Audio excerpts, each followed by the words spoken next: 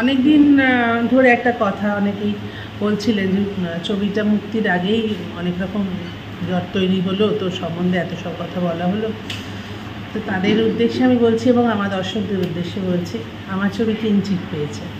এই ছবির যিনি পরিচালক তিনি জোচ্চর নন, তিনি কারোর কোনো টাকা নেননি, তিনি কাউকে ফাইন্যান্সিয়ালি ঠকাননি, যেটা আমার বিরুদ্ধে একটা অভিযোগ করা হয়েছিল।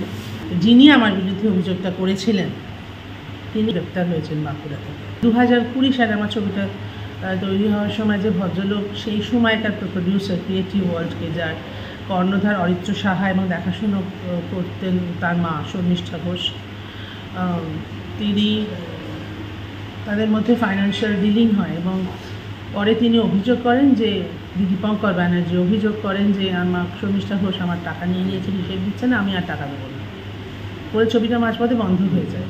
তখনও আমি বুঝতে পারিনি ওই যে যোগাযোগটা আমার সঙ্গে করা হয়েছিল দীপঙ্কর বন্দ্যোপাধ্যায়ের তরফ থেকে আসলে আমার একটা সই নেওয়ার জন্য। মানে সেই সময় উনি আমার একটা অটোগ্রাফ নেন এবং উনি জানতেন না যে আমার অটোগ্রাফ এবং যে অফিসিয়াল সিগনেচার দুটো আলাদা।